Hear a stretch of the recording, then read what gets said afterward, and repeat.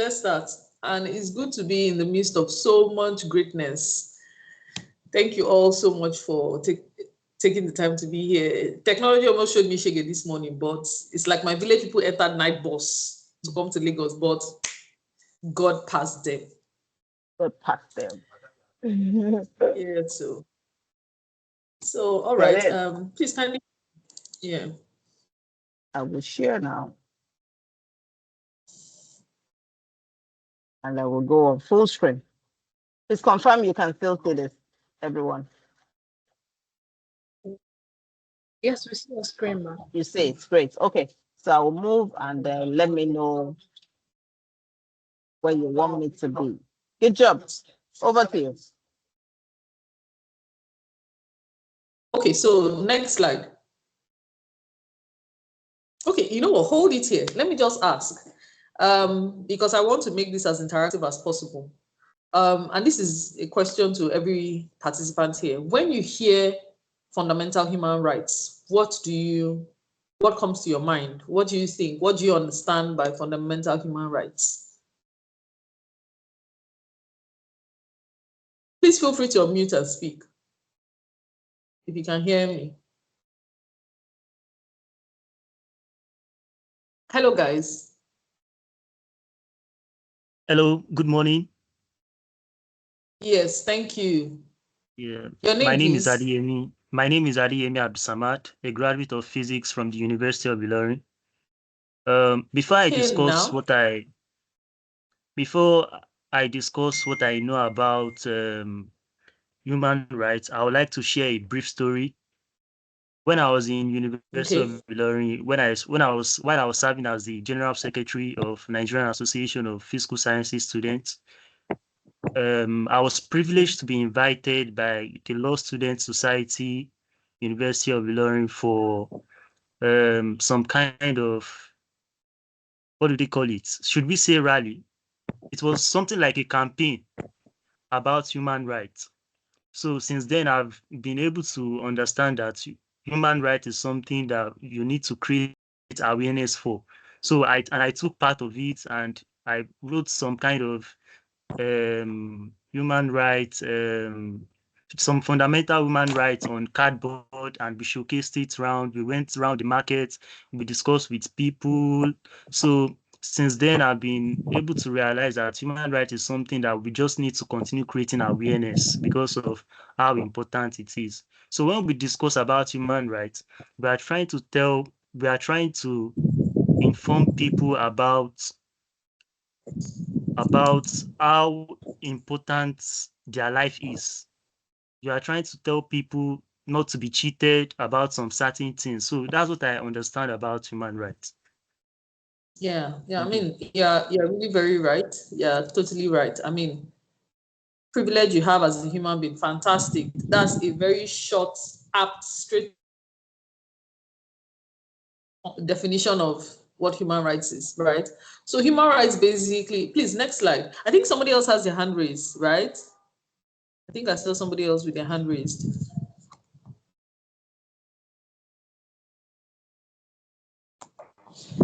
Any other person? Yes. Adedoja Adewale.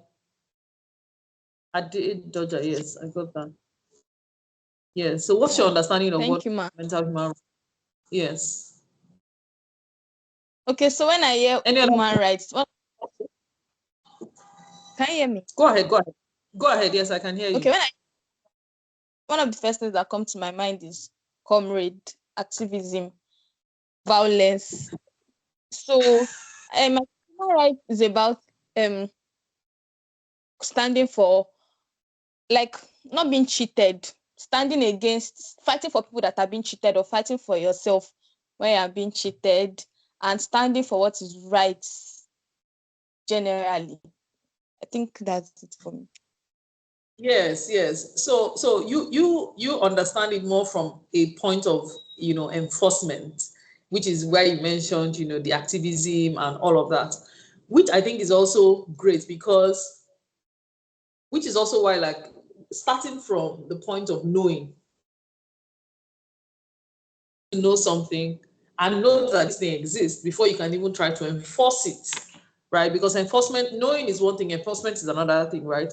Yeah, so yes, you went to the other side.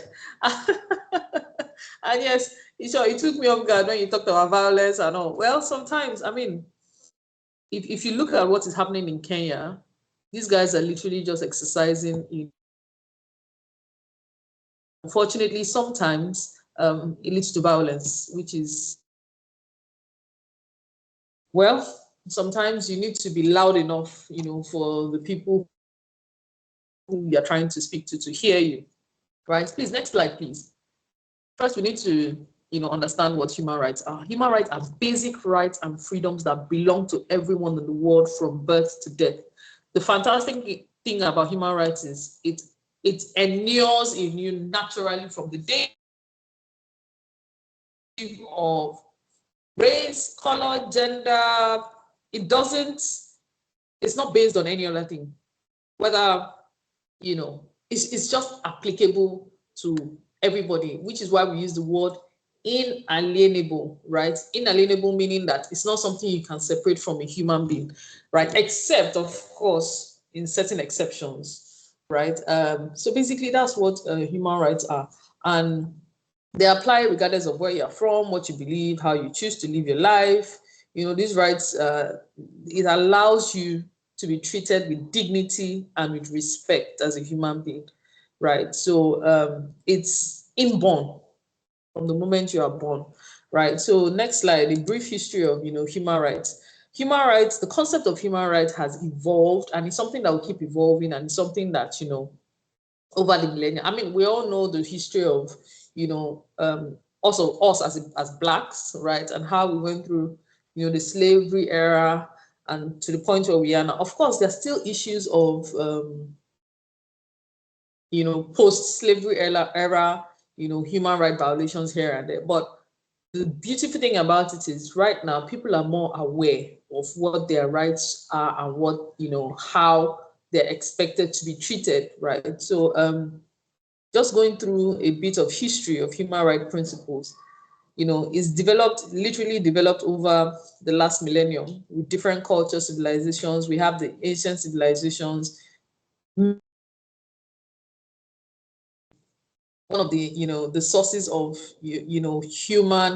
recent human development, the Code of Hammurabi, Greek philosophers, Socrates, Plato, they all have, they've all contributed to the discourse and the concept of natural human rights and inherent human dignity. Then, of course, we come to the Middle Ages, religious influences, Christianity, Islam, all of that. Magna Carta, the Magna Carta of 1215 is an English document that limited the power of the monarchs and established certain rights for nobles. So basically, you can see how it's gone from, era to era. Please, next slide. Then, of course, now comes, jurisprudence. Now we start to come into jurisprudence, the jurisprudential era, right? Natural law theories, where we have philosophers like John Locke, and all of these things, arguing and further instilling the inherent rights of of humans, and of course, as against, the governments and religion and all of that. Then, of course, the French American revolutions to the 19th century, the abolition of slave trade. I think that was like literally the hallmark of, yes, now we've come to a good point, right?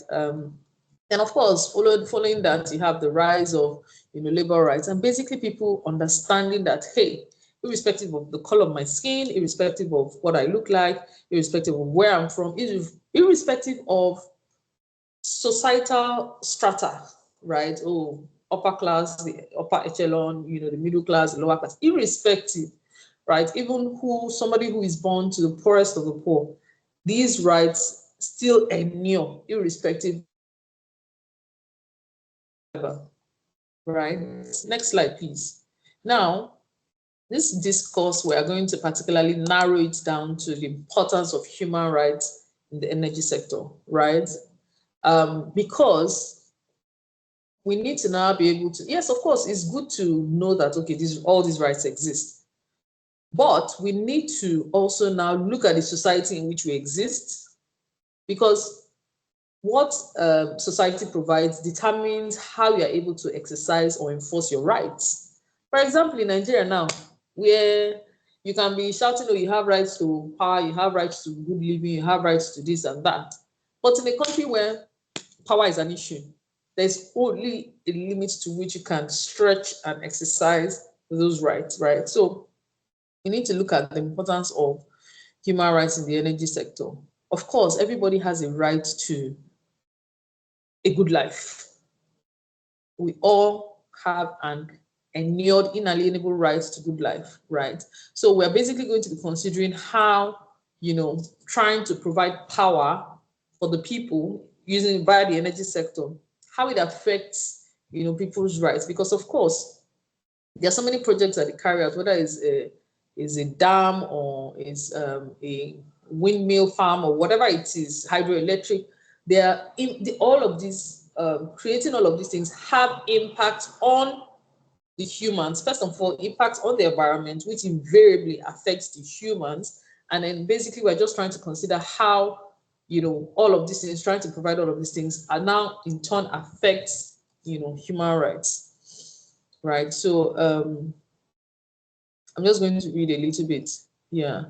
Considering the rights of those affected by, all these large scale energy projects like dams, pipelines, and how, of course, they can displace, communities and disrupt, everyday living. We need to now consider how all of these things affect people. There's something called free, prior, and informed consent. Free, prior, and informed consent, FPIC, is a key concept that can help local communities have the right to participate in decision making that affects their lives, right? So it's more like an energy impact assessment where you now have the people in those communities involved with, okay, so how do you go about this, right? Because of course, you cannot be wherever it is you are, maybe as government or as, these energy companies, and understand, how the full impact, grasp the full impact without involving the people who live in these areas, right? So there's the need for strong regulation and policies to protect people in these areas, which is where the FPIC, prior, free, and informed consent concept comes in, right? So please, next slide. All right.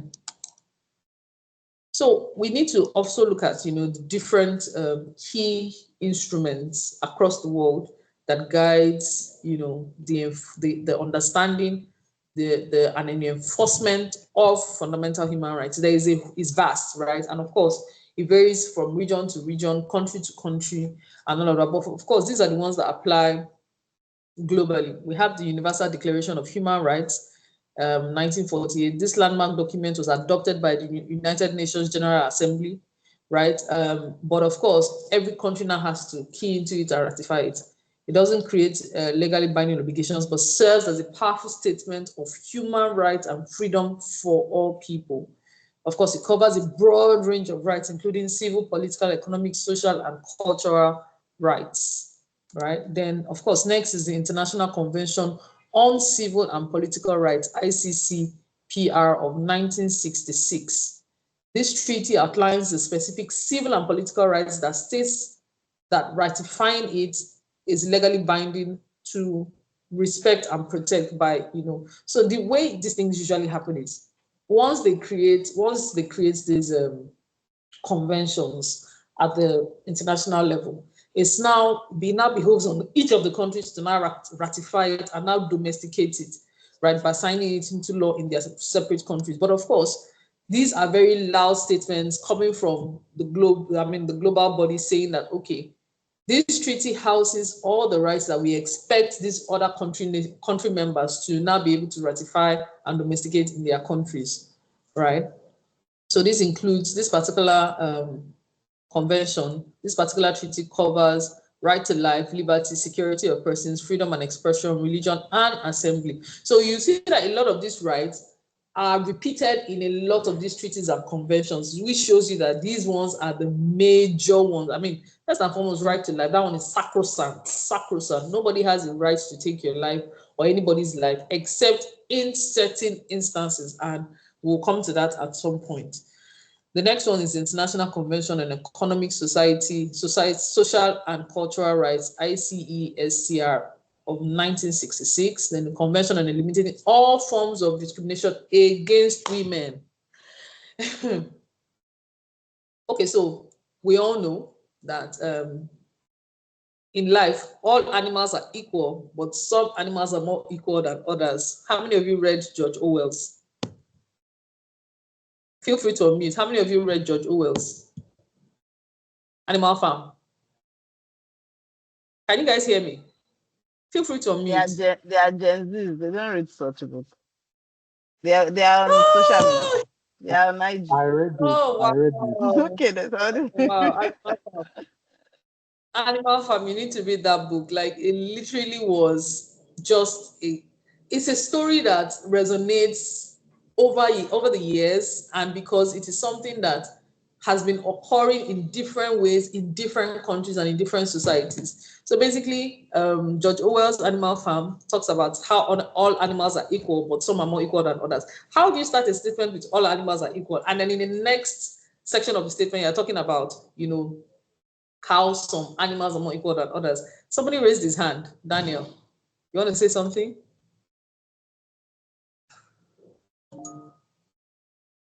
Daniel, you want to say something?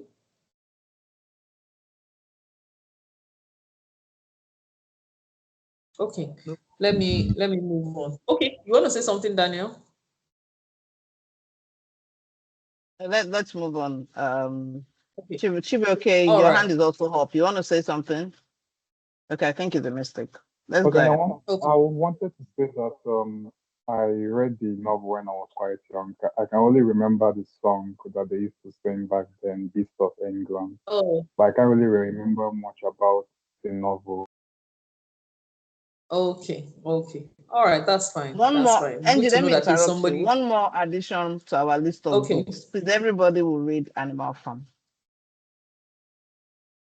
That's a very interesting book to read. Sorry. Now, I said Please say that again. one more addition to our list of books to read, Animal Farm. Yeah. Animal Farm by George Orwell's. Like, is that part, even if I don't remember anything, that particular statement is so profound and is so contradictory and so controversial that it's stuck in my head. How do you say all animals are equal, and in the next, within the same sentence, in the next breath you say, but some animals are more equal than others? But that is the truth, right? Which is why there is now need to specifically protect the rights of certain members of society, which is why we now have conventions like this protecting against all forms of discrimination against women. Then the conventions on the rights of the child, that is another treaty specifically, protecting the rights of children from abuse and exploitation, right? Yes, and of course, we also need to know now that, oh my God, it's so crazy how things are changing. What the definition of who a woman is now is now subject to how people feel when they wake up in the morning. Oh, I woke up this morning and I feel, oh, I ought to have been born a woman. So this now also begs certain questions, right? And of course, across the world, what is defined who the age range of who a child is now starting to vary. For some countries, it's 0 to 15, for some is 0 to 18, for some is 0 to 21, but at least we can all agree 0 to 15, right? Yeah, so these are the few major treaties, right? International treaties around, human rights, right? So now we'll also now specifically talk about the key relevant rights in relation to the energy sector. One is the right to health, right? We also understand that it's difficult to create energy, power, without somehow affecting the environment and also invariably affecting the people who live in those environments, which is why there's a need for rights to health. This is from the Universal Declaration of Human Rights, Article 25. This right encompasses access to essential healthcare services and living conditions conducive to good health. Energy projects that pollute the water or negatively affect or impact health, raising human rights concerns. Of course, rights to clean and healthy environment. This is still Article 25. Then rights to adequate housing. Right to adequate housing, right? Right to access safe and healthy housing. This is Article 11 International Convention on Economic, Social, and Cultural Rights. Next slide. Right to work. International Convention on Economic, Social, and Cultural Rights. Article 6. Right to development. Article 25. The right emphasizes the importance of creating conditions for people to improve their lives. Right to information. Information is very powerful and very key. People have that right and is enshrined in the UDHR Article 19. Right, next slide, please.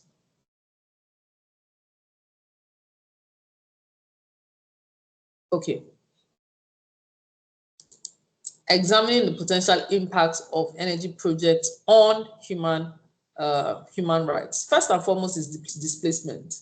I mean, we all hear the story of what is going on with the, of course, that is not necessarily an energy project, but this is just to give you an example of, this is a living example of how these projects, that's an infrastructure project, but the coastal road, I'm sure we're all aware of, the tussle that is currently going on left, right, and center about, oh, where should the road pass? Who are the people that have? So now they're the government is trying to extend the road, take it out of the coastal road and, pass through communities. And there is no way this would not affect, people and their livelihoods and, people's investments. People have built these houses. Some of them is their retirement plan, all of those things. So same thing with energy projects. There is no way that you would carry out these energy projects without affecting or displacing human beings. And of course, they have a right to be compensated for all of these things. Projects like large dams, mines, all of these things, right? Environmental degradation. I'm sure we all are aware of how, Shell, Chevron of those days, all of those companies, and how in the Niger Delta is all there. We all know of these stories where, there's always need for compensation, how the waters are polluted. These are people who are riverine people, and their major source of income is fishing, right? And people are mining, extracting oil from the ground and from oil wells, and invariably polluting the waters, which is invariably killing the fish and making it unsafe even for, the fishermen to, live on, talk less of even catching the fish. Because of course, once you do that, what happens is all the marine life in that place is dead. And it takes years, if there is no specific cleaning effort to clean up those oil spills, it invariably, degrades the environment to the point where you can't even farm. It just affects everything entirely from end to end, right? So yes, environmental degradation is a huge problem. Health risks. If you go to Port Harcourt, I don't know how many of you have been to Port Harcourt or go to Port Harcourt. In some parts of Port Harcourt, there's a natural, I don't want to say natural, but there's always this area that always has soot. Please, who has experienced this? Please feel free to unmute and speak about it, because these are issues, right? Please feel free to unmute and speak about your experience with Port Harcourt and, soot in the air. Let me tell you what happens. So I remember in my master's class and one of the energy classes we had, and there was something that our lecturer said that was profound, and it stuck with me for years. Imagine the amount of oil that we have explored in Nigeria since Oloibiri. Oloibiri was when they first discovered crude oil in commercial quantity in Nigeria. I think that was in 1962. Imagine the amount of oil that Nigeria has explored from crude oil. Nigeria has explored from then till now. Nigeria has more than 10 times the reserve in natural gases. Combining all of that from then up until when we are able to expend all the crude oil that we have, right, trapped in under the seabeds and all of that, we have times 10 of that in natural gases. So this is what happens. Natural gas is very difficult to, or is expensive to process. So the easiest thing, and of course, it's a byproduct of the process of exploring oil, right? So what they do is flare it. They flare it. What is flaring? Flaring is burning that gas, right? So they burn that gas, and then it comes out and then it comes out as soot. And of course, there is no way you're emitting all sorts of gases that are affecting the greenhouse and all of those things. So the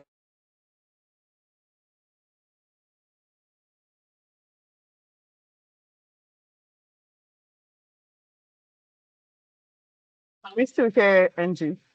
Since she's frozen here.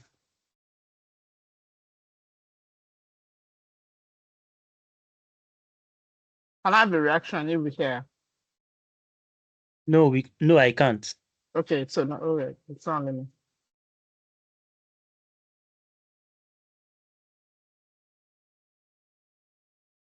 Okay, let's give it time.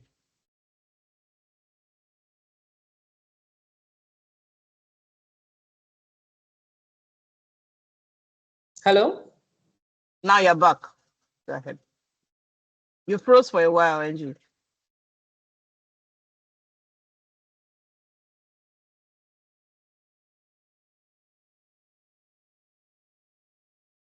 Are you trying to speak again? Can you hear me? Yes, please. Go ahead. Okay, good. Okay, good. I'm back. I think there was a break in my network. Okay, so then of course exploitation of labor, right? Exploitation of labor. You see situations where children in these areas are forced to work, and then not just even that. You see situations where people who are adults are underpaid for the work they do, and of course, even when they work overtime, they are not paid, extra hours. That is a huge problem, exploitation of work, right? Which just violates basically their rights to dignity and fair treatment. Then restricted access to resources. This is an ongoing conversation in a place like Niger Delta. This is a place where we get these resources that the country uses to develop and even develop other areas. But the place where these resources are coming from, the people there have no good running water. Their source of livelihood is contaminated. They basically don't have a lot of access to these resources. And even when they have access to these resources, because of corruption, it doesn't trickle down to the people at the bottom. So these are the issues, right? And of course, lack of consultation, which is why I mentioned the other concept earlier, the FPIC concept earlier, where there needs to be not just consultation with the people on the ground, but experts. There are people who, for example, experts in environmental impact assessors, people who are experts in these areas to try and understand. Okay, you carry out an impact assessment to understand how will this impact this society, this community, their source of livelihood and everything, right? So lack of consultation can also be a problem arising from energy projects. Next slide, please. So the next question is, how can government play a role and even organizations play a role in upholding human rights? First and foremost is human rights due diligence, right? So companies should proactively assess the potential human rights impacts of their operations throughout the project lifecycle, not just in the beginning, but when you get to this point and when you get to this point. And then even when, for example, you want to decommission the project, which is, of course, ending or terminating that particular project, how do you decommission the project in such a way that it does not violate the rights of the people in that area? And then the FPIC that I mentioned earlier, the free, prior, and informed consent. For projects affecting indigenous communities, it is essential that you have these meetings with these people to understand how they carry out their day-to-day lives and how this particular project may interrupt or maybe disrupt what it is that they do. Next slide, please. Transparency and accountability. This is a big issue because a lot of companies would come and say XY and end up doing XYZ, right? Transparency is very important. And of course, when it comes to holding these companies accountable, usually the people have the shorter end of the stick because these companies have the access to all the government people that they can, bribe and shut off. And of course, we also know that, unfortunately, the judicial system is not so helpful, right? So, but if companies who have the best interests of the people at heart should, as much as possible, try to be transparent and accountable.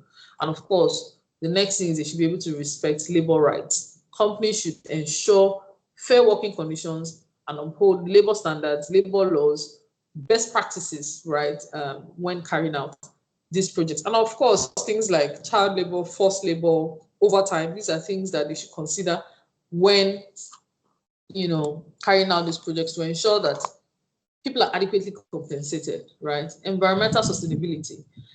It doesn't make any sense for us to, advance and then in that process destroy, our environment, because we don't have another place to go. Elon Musk is still trying to figure out how to get to, the moon and to Mars. For now, this is only where we can call home. So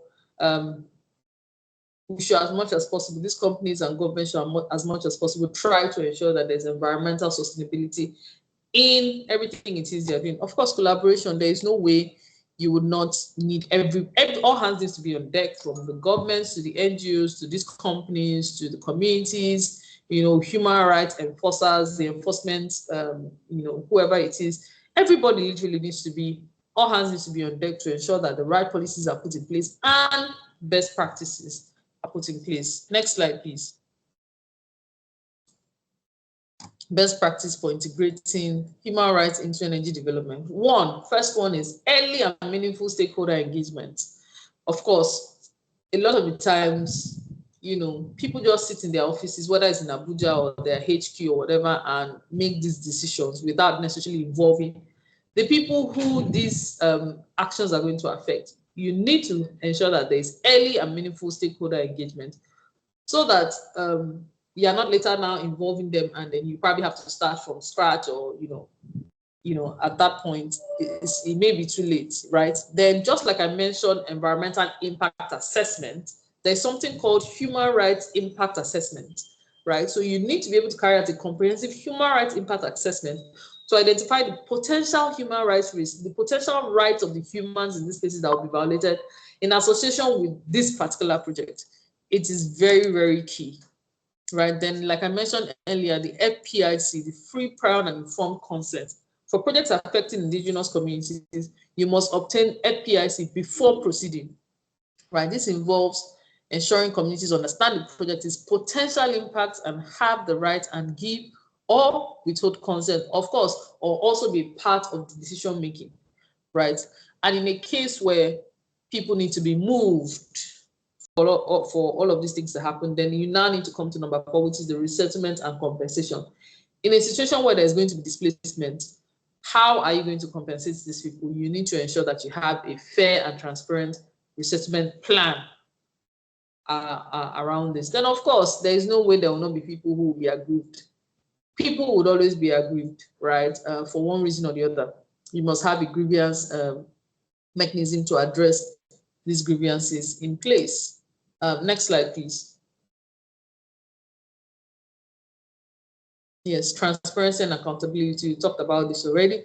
Community development. Now, that's another thing, right? So in as much as you are carrying out this project in these areas, it's also good that you also ensure that you're doing other things, more like CSR, to ensure that these communities in which these energy projects are properly developed, right? It could be schools, it could be hospitals,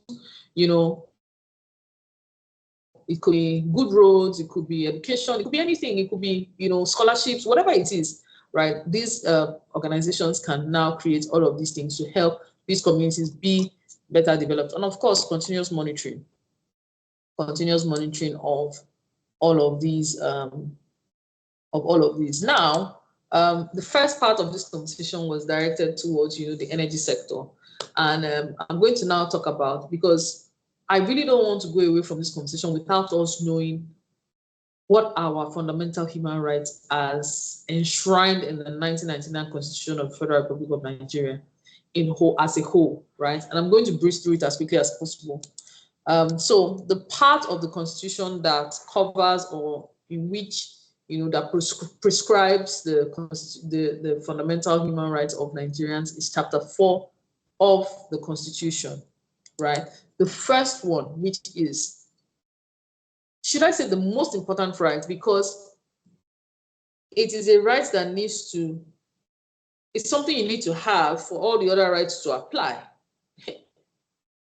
The rights only apply to a living human, right? Once the person is no longer alive, this right doesn't apply, which is why the right to life is the most sacrosanct of all the rights that inures to human beings. Every person has a right to life. No one shall be deprived intentionally of his life, except in certain instances. And I'll mention that, right? Of course, it's a right that is sacrosanct, like I said, but there are instances in which these rights can be, taken away from the person. Next slide. And these instances are, for example, in the execution of a sentence of a court, where maybe somebody has been sentenced to death. If a person dies as a result of forcibly using reasonable force from unlawful violence or in defense of property, right? You're trying to defend your property or you're trying to defend yourself, right? And the person, for example, is, killed. That is an exception, right? So to effect a lawful arrest or prevent a person from escaping lawful detention, then of course to suppress a riot, insurrection, mutiny. Now, don't get me wrong, to suppress a riot, insurrection, or mutiny, this is not, I'm not talking about peaceful protests, right? A riot is different from that. Insurrection is different from that, and so is mutiny, right? So what happened with, we all know where I'm going. What happened October 20th, 2020, the NSAS was not a suppression of a riot or insurrection, but of course, we all know how that played out. The government played a fast one, which is why should I use the word I'm glad with what is going on in Kenya, right? I see that the Kenyans are not backing down. Right now, they've restarted, the protest, and this time they're asking for the president to be gone, and if they continue to apply pressure, that it may actually happen, right? So next I'm going to move to is the dignity, right to the dignity of the human person. Next slide, yes, right. Every human being is. I'm going to just move as quickly as possible so that we can touch on all the slides. Every human being has a right to dignity of the human person. Nobody shall be subjected to torture or cruel, inhuman, or degrading treatment. Everybody has the right to self-worth and respect. Is inherent. It's not something that you assign to somebody and not assign to another person. It is sacrosanct, right? The next one is right to personal liberty and freedom of movement. Every human being who is Nigerian, who is a citizen, has a right to move around within Nigeria freely, and the right to leave even the country and return to Nigeria, right? You have that right. Nobody can prevent you from exercising that right as far as you're a citizen, right? No Nigerian citizen can be expelled from Nigeria or refused entry for whatever reason, except in certain circumstances, and I'll come to that,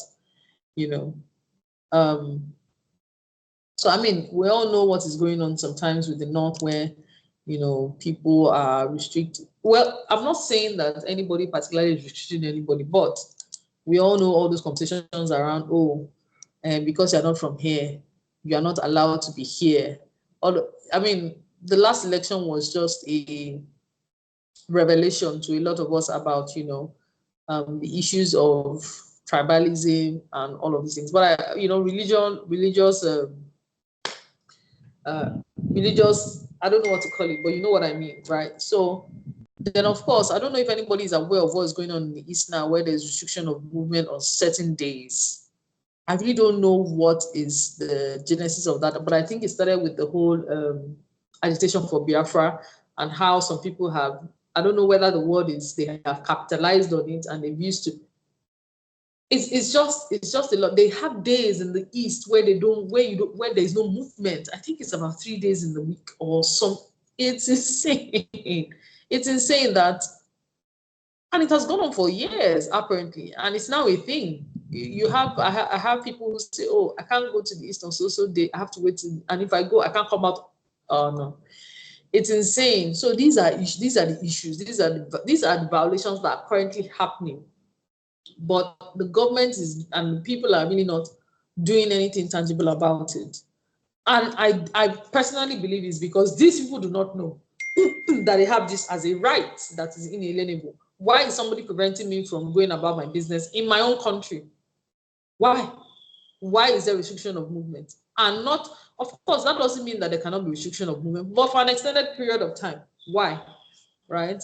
So these are the issues, and it just stems from, like I said earlier, lack of knowledge, which is why knowing is very, very, very essential. Now, I will track back a bit to instances. Please go back to the previous slide.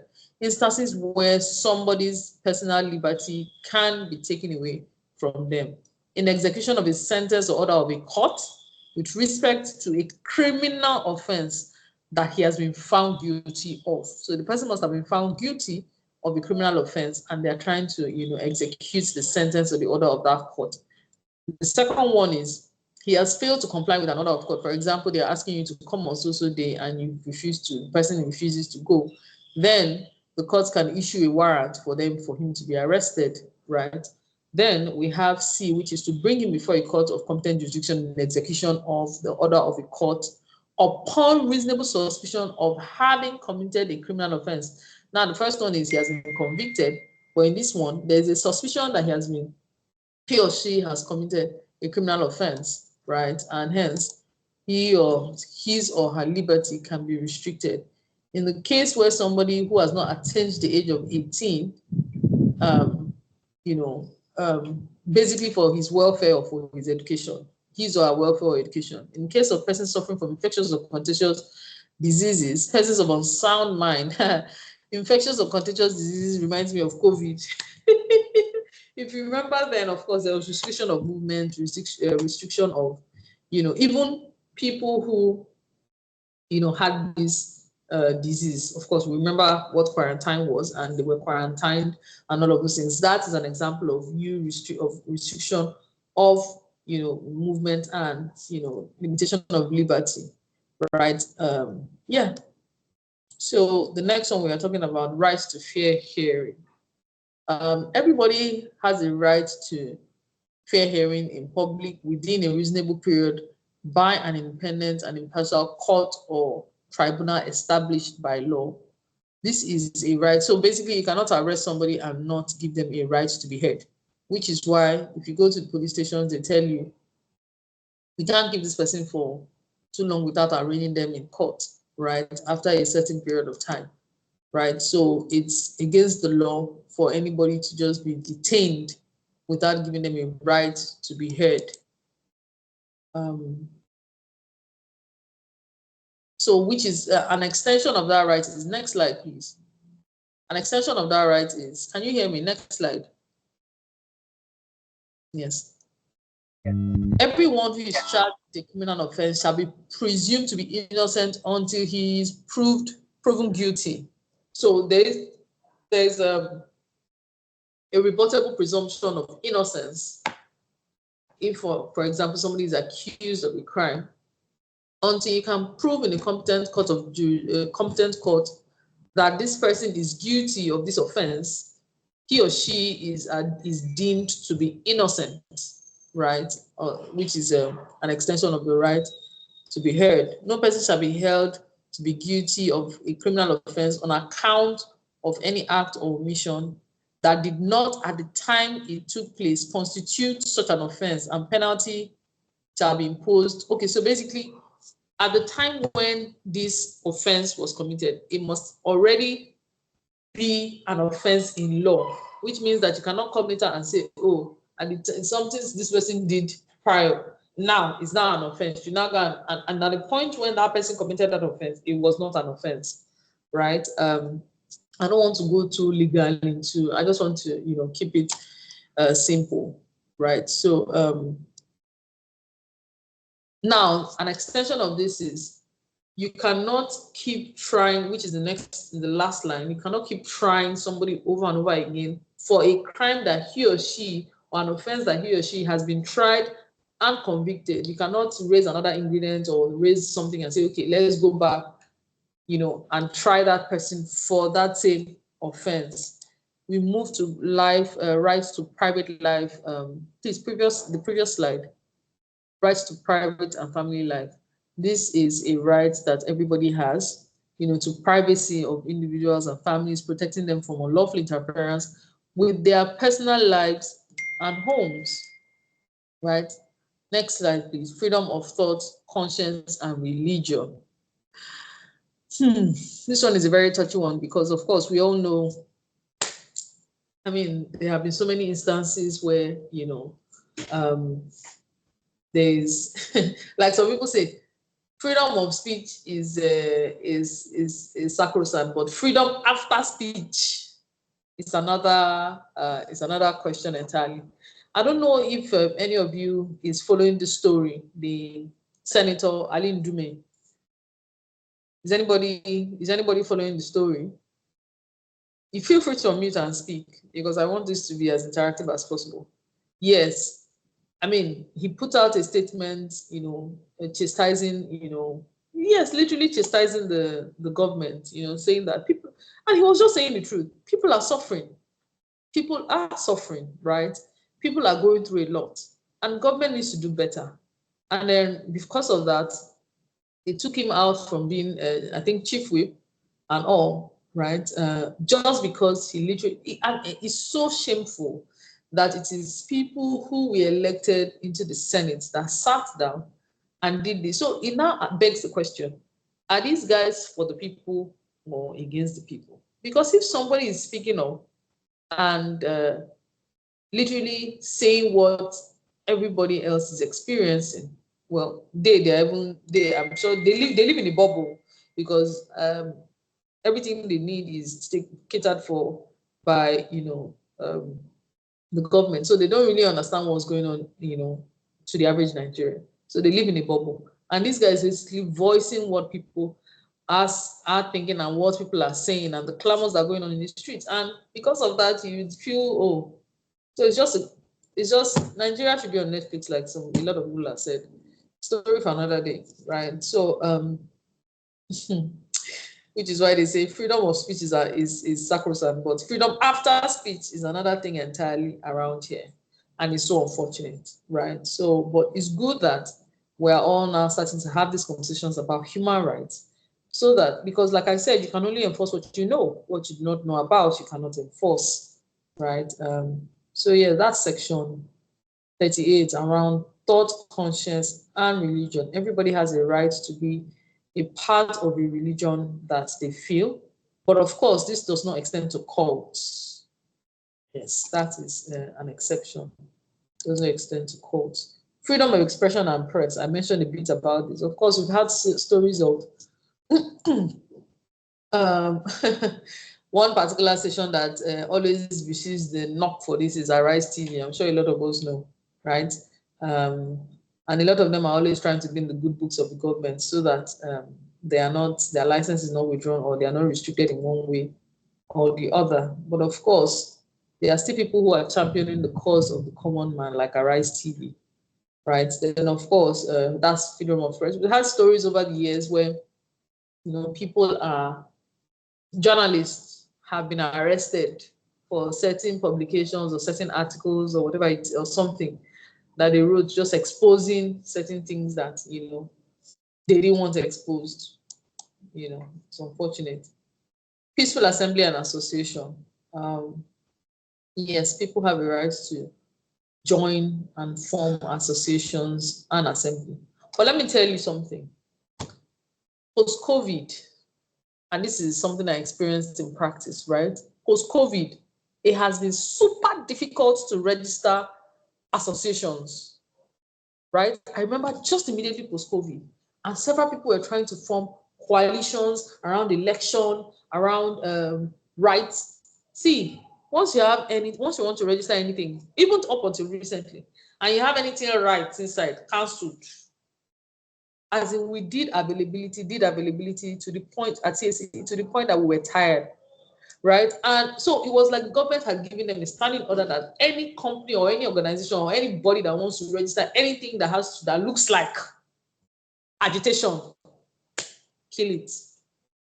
And it happened across, it wasn't just, I wasn't the only lawyer that experienced it. A lot of us experienced it, and it became, that's how we knew that, okay, this must be an order from government, right, with CAC. And the process was slow. A lot of people abandoned, setting up those associations. I was part of one that we really wanted to set up, because we now became, we during NSAS, we formed a coalition of lawyers. We did it via WhatsApp, a coalition of lawyers that were going to different courts and representing people who were arrested and being arraigned in court.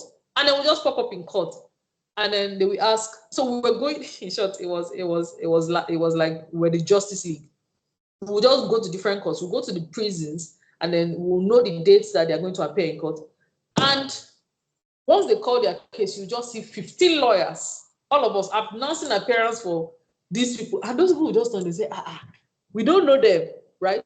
But by the time we announce appearance, then we already know who the arrowheads are.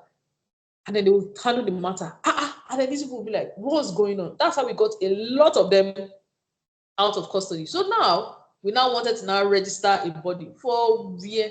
Everywhere was blocked, So, but of course, these are the issues. These are the issues, right? So, yes, I think somebody wants to say Angie, process check. No, it's me.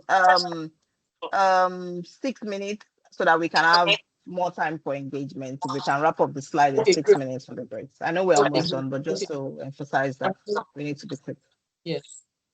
Yeah. So, right to freedom and discrimination, right? Everybody, freedom and discrimination, of course, against people from different ethnic backgrounds, their place of origin, sex, religion, political opinions, and whatever, right? I know that there is a discourse around, people now around people who identify as other things, transgender, trans this and trans that, discrimination. So basically, like I said, the discussion around human rights is evolving with time, which is why you see a lot of these people, right, clamoring for inclusion and all of those things. Well, human rights is never, it goes and it grows, with time. Yeah. Okay, next slide, please. Yes, then no citizens shall be subjected to any disability or deprivation merely because of the circumstances of their birth. This one is something that I really want to speak on. Because a man is not married to a woman does not make that child disadvantaged. That's the last two lines. Initially, it was an issue, or they said the child is an illegitimate child, but there is no such thing anymore. Any child that is born, whether the parents are married or not, or by any circumstance, is a legitimate child, right? Yes. Because, that child did not choose how to be born. Rights to acquire and own immovable property. Next slide, please. Rights to acquire and own immovable property. This is another one that I really want us to be able to, deep dive into, because we've had so many conversations around, people in the North saying, Igbos have no rights to be able to own property, they should move. But I think it's just a lack of understanding that, there is such a right. As a Nigerian, you have a right to own and acquire immovable property. And of course, the same conversation is happening in the South. People who are not from Lagos or whatever cannot, So I think it's just basically a lack of knowledge and understanding that, see, this is an inalienable right, right? And people should be able to own property anywhere in any part of the country, irrespective of where they originally are from, right? So understanding these rights and how it empowers you, it helps you hold the government accountable, it helps you seek justice, and it also helps you live a life of dignity and freedom. And of course, who can help you enforce these rights? We have the National Human Rights Commission, we have the civil society organizations. There's so many of them. And some of them, of course, are working with women, some are working with children. They just have all of those things. Then, of course, the Nigerian Bar Association and courts of justice. So yes, this is a conversation that I think should continue to be ongoing so that people can know what their rights are and know how to enforce these rights. And with this, we come to the end. And I hope that I have been able to, Oh yes, there are some that work with men as well, right? And I hope that I have been able to convince you and not confuse you around, understanding basic human rights, how it applies to the energy sector and human rights according to the 1999 Constitution in general. Yeah. So amazing. Thank you. Thank you very much, NG. Thank you so much for covering that. I know that it was important for us to be specific, and then we chose the energy sector, but you can also lay that parallel to the STEM sector as well. So now let's talk around, these are our focused audience, still in school undergraduates, some in that transitional space of leaving school, doing NYSC and going to work for themselves or for an organized entity. How does this play out? Rather we take that in more like an interactive session where they ask you questions, but I would like that specific oversight on in the school, in an academic environment, in an institution, what are the rights that they need to be conscious of? And as they even transition into the workplace, what are also the important rights they need to be conscious of? So questions and then more interactions. okay. Let me just speak a bit on that. First and foremost, I think we all have a role. There was somebody that mentioned something earlier about, how when he was in school, he engaged in trying to educate people. He learned about it. And I think they had like a program where they were, going into the streets to educate people about their human rights. I think this is something that we should all make a duty, right? Especially now that we all know, what our rights are. Let's make it a duty to create avenues and opportunities for us to be able to spread this gospel. It's just like, when last month people stop you on the road. If you don't know what last month people are set up to do and they stop you along the road, you first of all get jittery. But when you know that, hey, they're not supposed to be asking you for certain things because that's not their job. If it's VIO, that's a different thing entirely, right? So in the knowing, you are able to, one, be confident, right? And of course, like I said, we should also now find ways and means to be able to educate other people about this. Then, of course, as you're moving along into your workplaces, as you're moving along into limited, okay? I'm limited. So, I mean, as we're moving along into workplaces, it's also good that you also know what these rights are. For example, rights to decent work conditions, rights to compensation. There are people who are doing overtime and they're not getting paid. There are people who are not adequately compensated. Once you know you have all of these rights, right? So even if it's not directly affecting you, and it's somebody maybe who works in that organization, you are in a better position to say, hey, this is not right. This we need to find a way to enforce these rights in this place, right? So that's how I think that we can all, propagate. So please, just like Madam Tuma also said, I think at this point, let's even hear, comments, experiences, questions, whatever it is you have that you've experienced. Please, at this point, feel free to unmute and let's hear it. Okay. Samad. Yeah. Okay. Thank you very much for this wonderful presentation. It was very, very insightful. At first, I was like, before we had the lecture, I was like, what's the relationship between human rights and the energy sector? But your explanation really, really explained everything. And I really appreciate that. My question is about the fundamental human rights in the energy sector. When you stated that one of the fundamental human rights in the energy sector is right to development. So I want to ask that, let's say, for instance, I'm an employee in a particular company, or I'm a young professional in a particular company, and I just feel like, okay, I want to go for my master's, I want to enroll, I want to develop myself. Are you trying to say that the company should still, I'm still a staff in that company while I advance my knowledge by going for masters? Like, they still have to like retain me in that company, and but at the same time I'm still like enrolling for my masters. Is that what you are trying to say? Because I am the masters I'm even talking about is like full time. So when we are talking about right to development, okay, thank you very much. Okay, so let me quickly address that. So when I mentioned that, I was mentioning with respect to the communities in which these the communities in which these energy projects are carried out, right?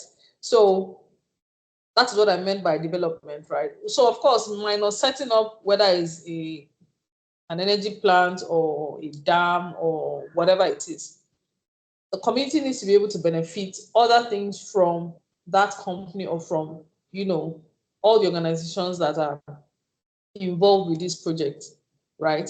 That's where the development comes in. But of course, I'm not saying that you should go and hold your hold your employers by the chokehold. Different companies have different policies around, you know, personal development, career development, right? So of course, there are companies where you would be able to go and come back. Some even send you.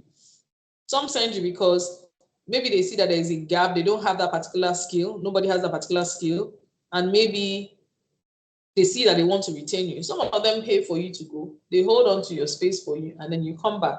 Some even allow you to go. You fund it yourself, and then you come back. Some even part pay for you. Some give you a loan to be able to do it. So it varies from company to company. I'm not saying that you cannot particularly go and say, oh, this is a right that you have. No. You also need to understand, because where your right stops is where another person's right starts, right? You need to also know all of those things, right? So you need to be able to know, oh, this particular company, what are their policies around this and that, right? So for example, there are companies that you cannot take maternity leave within maternity leave twice within a period of time, right? So you need to also understand what those policies are and now know, so that you know exactly what you're doing. So this is not particularly when I was talking about development, not in that sense, more like in the sense of the communities, right? So, but of course, like I said, you need to always know what principles and policies each of these companies have and how it applies to you. So you can decide to say, okay, I know I have the plan to do my master's. This company does not allow you do that, or they will not even hold on to your role for you until you come back. So these are things that you now need to know pre taking those roles or even while you're in those roles. Hope that answers your question. Right, Angie, let me help there. So that Yes, actually sounds a bit more do you hear an echo? Oh, you can hear me No. clearly. Okay, no echo, right. I can hear an echo. Anyway, it sounds a bit more of entitled opinion, if you ask me. So you have to also check that balance between what you think, oh, they owe me, as against what they say they are offering you. Organizations have policies, very clear policies. And even within those policies, there are still extra, would I call them regulation? I mean, there are some informal and unwritten rules that organizations are upheld by. So that they even have it in their policy to say, oh, if you meet XYZ, you qualify for XYZ. It does not automatically happen that way. Because if all of the unwritten rules, you are violating it, hey, it's not about the rules on the book half of the time. So you must learn both the unwritten rule, especially in the workplace, and the written rules. Yeah, but the first thing is even putting yourself forward, doing good work before you can then start advocating for, oh, this is in the books, XYZ. And I give a personal example. When I think some years past, I took a sabbatical. Yeah. The sabbatical had various legs. The organization could have paid for me. I could have paid for myself. But the organization could also have said, when you come back from this sabbatical, there will be no job for you. Yeah. it's right to lay off. They also have the right to lay you off, right? And then I chose based on all the possible options that they had presented. So it's one thing that the organization have offered you, is another that you will then say, what works for me at this case? So I'll give you another personal example. When I started to do 4 days off work, it was not even COVID. I think I was one of those people that saw the future. And I just wanted to take my Fridays off and do something else with my life. And the organization said, okay, we can accommodate you, but you have to take 20% off your salary. And then I had to make the decision to accept that. Yeah, so they had shifted for me, even though there was no law like that. But I have also had to give something. So we must always, especially in the workplace, be very clear on what the organizational policies are. See what works for you at this time and leverage on it. It's not just signing HR paper. It's also understanding what it means for you. And the unwritten rules in the workplace, you must learn this ones. And you take it back. Yeah, so I mean, just like I said, and just like she said, you first and foremost must be a person of value to them. It's not everybody that would have gone to approach them with that kind of proposal that she did, saying, okay, I want to take my Fridays off. I want to work from home, or all of that they would accede to, because first and foremost, it wasn't even a policy that they had.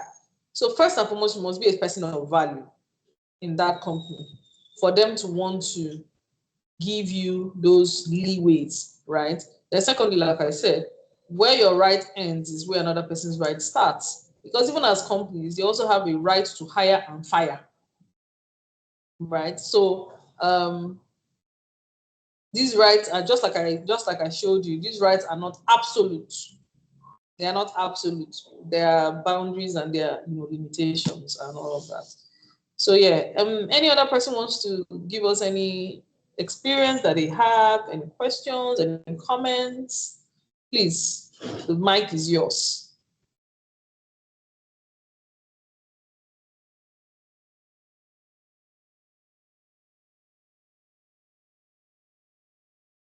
And something struck me with this conversation we just had around being change makers. Yeah.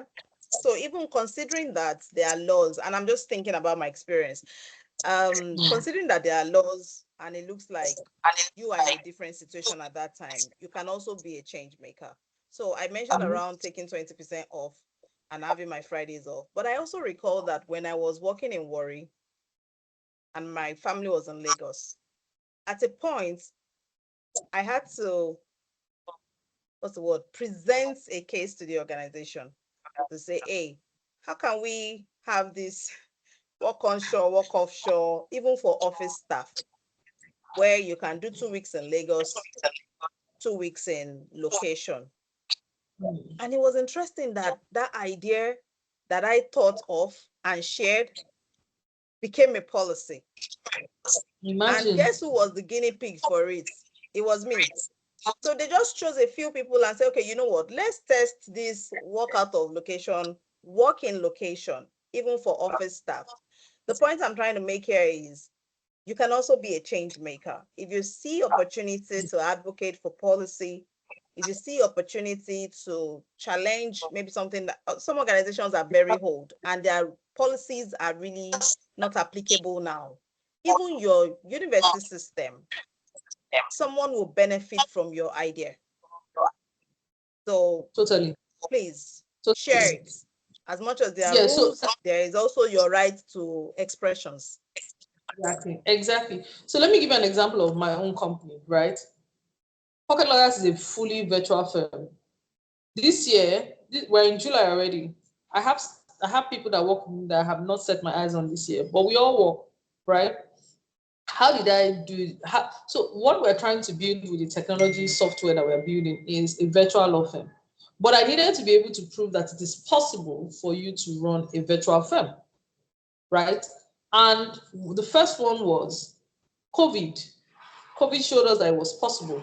The second one was, which was very personal for me, was at the point when I was, having my children and I was on maternity leave, just because I couldn't make money because I just could not get up to go into the four walls of a place. But my knowledge was still there. I literally could offer my services virtually, right? And that was why I was like, okay, you know what? Once by the time I was done with my third child in 2020, by 2021 I started the firm, and we've run virtually since 2021. Yes, we have a place where we receive an office space where we receive correspondence, processes, court processes, and all of that. But the work is done virtually, right? Yes, then once in a while I have meetings where I go to this place. What am I trying to say?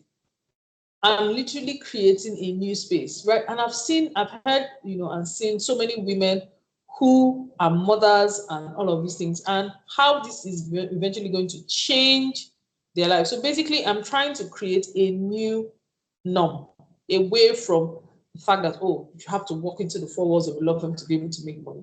All those times I was at home, sitting at home, taking care of my kids, I wasn't making any money, and it was a very difficult period for me, coming from a place where I was running a business and making money to a place where I'm not, right? Then going from a two-income family to a one-income family. These are the issues. So just like Madam Tuboso has said, we also now need to look for, be the change maker. Why question the norm, question the status quo? Why are things like this? Why is there no compensation in this company? Why are we asked to work extra hours and we're not getting paid? Why are we asked to come on Saturday and we're not getting paid? Why am I bringing clients to this company and I'm not getting some kind of commission? These are now questions that you can raise. But of course, like I said, and like she said, you must be a person of value to be able to make these changes. So any other person wants to share any experience, any questions, any comments, anything? Thank you so much, Mrs. Ngozi. It's an enlightening section for myself, assume for everyone as well. I just had a thought in my mind. Parental right reached. What's the next thing to do? Who do we reach out to? What do we do? How can we take it up from there? So you might want to give some thought on that. Yes. Okay. So just like I did at the end of the notes, right? You would see a portion there where, so it depends on what right was violated, right? So if it is in the case of women, so there are so many civil organizations that help you enforcing these rights. If it's a woman, maybe domestic violence or child labor or whatever it is. So it depends on the kind of right that was violated. That's what will determine where you go and who you go and meet, right? There are just so many organizations that make it easier, because another thing is exercising these rights and defending these rights is not cheap, right? Some of these civil organizations have funds to be able to help you prosecute some of these matters if that is what you need to do, right? So honestly, first it depends on the rights that was violated, and that's what will determine who and where you go. But like I said, you can also check out the civil society organizations, because honestly, going on your own to go and defend these rights with a lawyer can be tricky, right? But if you can find a civil society organization that is positioned in that particular area to help you, is best, because they usually have a throng of lawyers, around them. Some of them even have the funding to be able to help you, first and foremost, cushion the effect of that violation of rights, and then also help you defend and prosecute, enforce that right. Yeah. Thank you much. You're welcome. I was expecting more engagement. I hope I did not sound too much like a lawyer in this thing. Good afternoon, everyone. Good afternoon, Ma. Good afternoon, Uzoma. I think I would like to take off from where Grace stopped. Uzoma Ibuisim, and I'm a recent graduate of geology, this major from the University of Technology. My issue is, I think it's the violation of labor rights. And in the chat I dropped I wanted to use as a case study.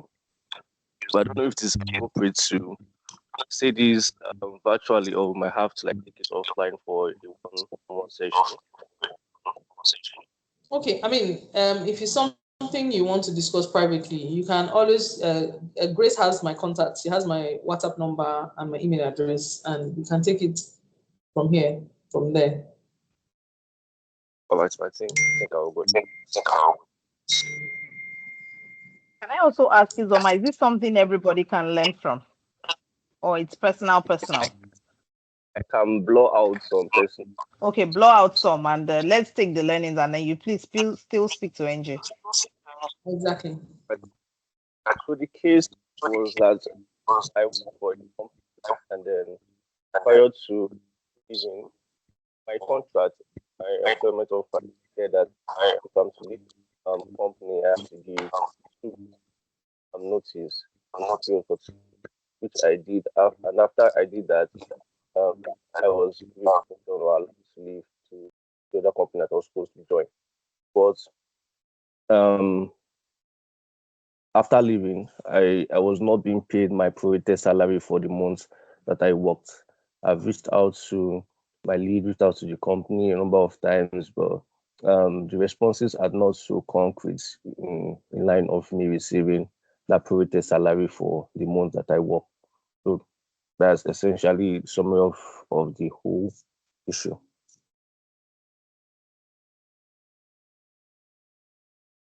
NJ, I'm not sure. Did you hear the first part? I didn't hear the first part of what the agreement was. You're muted, NJ. The first part was the employment. Sorry, I didn't really get the first part. I give weeks time to start with the 2 weeks company. notice. 2 weeks notice. Okay, I did that. Is that what was in the employment contract on your offer letter? Sorry? Was that what was in the employment contract on your offer letter? Yes, ma'am. 2 weeks notice, okay. So I did that, and then took my mobile for the next thing, and they didn't give me my salary for the month that I worked right before leaving. Okay. I'm guessing you've written them email, right? You sent them email. Yes, I've sent email. And they've not responded, or they responded and nothing concrete. Yes, nothing concrete. Yeah. So from my own experience, a lot of times what I find out, what I advise is at this point, you would probably need to involve a lawyer, right? Or which sometimes all the lawyer just needs to do is to write them a letter. Once they know that they are getting a letter from a firm, a lot of times they respond and then they do the needful because they don't want a lawsuit on their hands. Because trust me, the lawsuit will cost them a whole lot more than the amount it is you're asking for. So I've seen situations where you're asking. Another question is, the people at the top, are they aware in that particular company? Because a lot of times I've realized that the person you're asking is not the person you should be asking. Sometimes you need to maybe copy the management in that mail, especially when you've tried and you've not gotten a response, maybe from HR or anybody. You can now escalate it, right? But when you now escalate it and you still don't get a response, then you can now involve a lawyer and have a lawyer write a proper demand letter to the company, right? If they write the first demand letter, and of course, the demand letter usually will go with a timeline, right? Maybe 14 days or whatever. Then after the first one, they write a final one, which usually is a shorter timeline. And then after that, of course, in there, you'd also note that you have your client's instruction to take legal action. Once they see all of those things, you know that, okay, this person is not playing. Then you have all the evidence of all the messages, the times you've reached out to them and all of that. If you have all of that, including the fact that you actually gave them due notice, you followed the laid down, the agreed notice period. With all of those things plus all the evidence you have of reaching out to them and your lawyer, you have a good case. And I usually can bet you that they would not want it to get to the point where you're going to court, right? So they will most likely respond at that point. Okay. Thanks, Angie. Let me put a out of legal experience on this particular case. So I suspect it's probably in the energy industry, and I'll say it's a very close-knitted industry. So you know someone who knows someone who knows someone, or more or less you know someone who can reach out to this organization. I'll say your first point is to explore the mediation angle. Find the opportunity to have a mediator, and it doesn't have to be a formal one, who can speak to maybe the management. But Angie raised a very important point, and I think you should take that. Have you even copied the right people? Oftentimes, the administrative staff and all the, when you administrative staff, they're like, sometimes they behave like security officers at food eatery. Yeah, they're just a mess. So explore that angle. Secondly, so number one is mediation. Number two is take this email and copy the right person. Number three is then be able to have an informal conversation outside of this. You worked with someone in there, and that person reported to someone.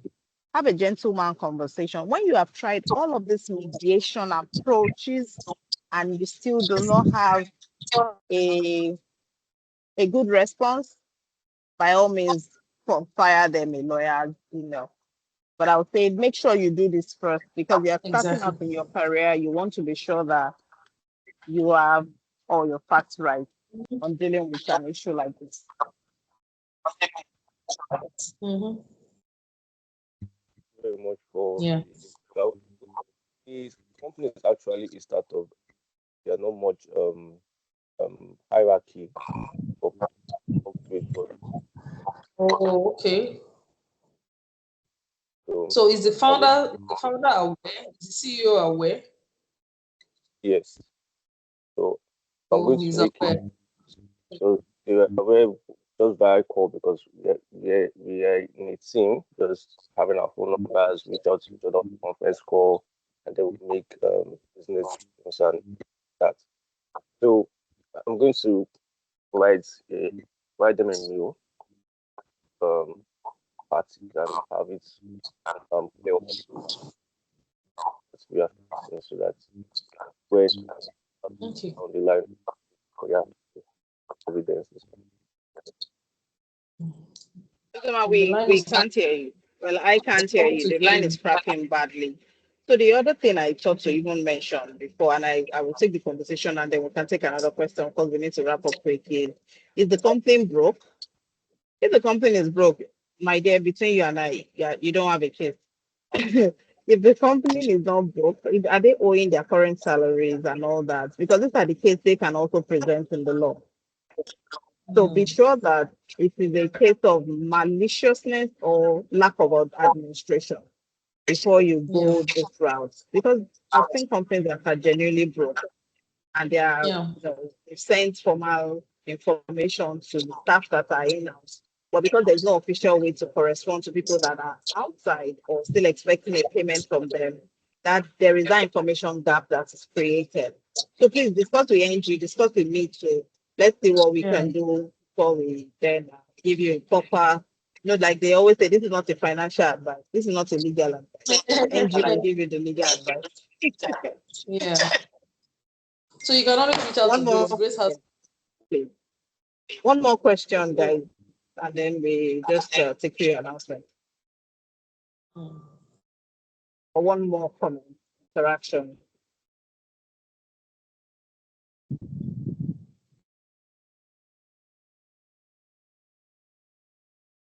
So if there isn't anyone, can we have, as we decided at the last meeting, can we have a representation from the group give vote of thanks to our esteemed faculty for today? I don't want to have to call names.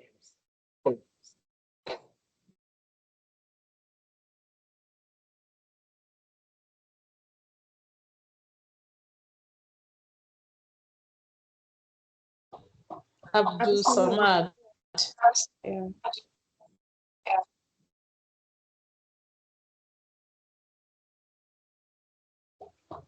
My name is Adiyemi Abdul Samad, a graduate of physics from University of Ilorin, and I'm currently serving with Huawei Technologies.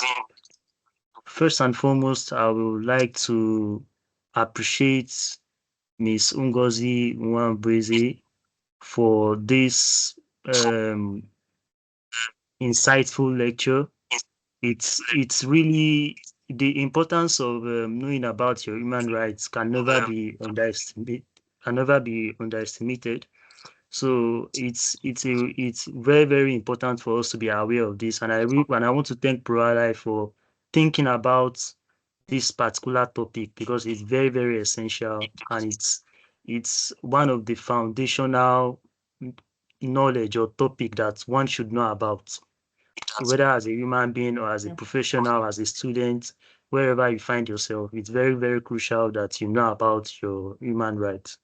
So, and also like to appreciate my fellow Nexters for attending this particular program, and I hope that we find it very, very valuable, because I find it very, very valuable from our own end. Yeah, thank you very much. Thank you so much. Thank you so much. I really appreciate. I appreciate. It's been my pleasure, and I'd like to also thank ProAllife for deeming me fit to, give this lecture. And yeah, I'm really very grateful. Thank you, ProAllife. Thank you, ProAllife team. Grace, I know we've been back and forth via emails. Yes, it's good to see your face. It's good to put a face, to the emails.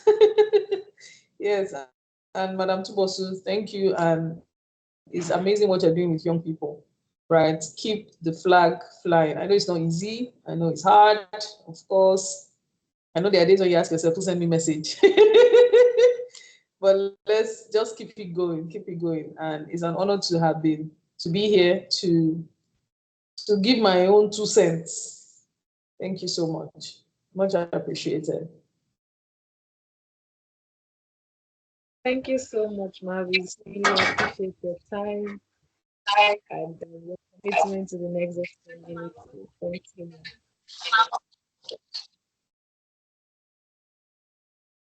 All right. Angie, thank you. I mean, I appreciate it. Let's release you now. I'll be in touch with you. I appreciate it. My God to the family and speak soon.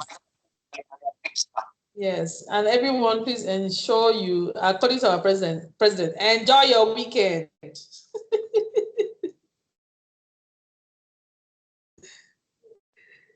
All right, please, and feel free to connect with me on LinkedIn. Yes, let's connect on LinkedIn. Ngozi Nwambweze is the name. Yeah. All right, guys. I'll step out now. Thank you.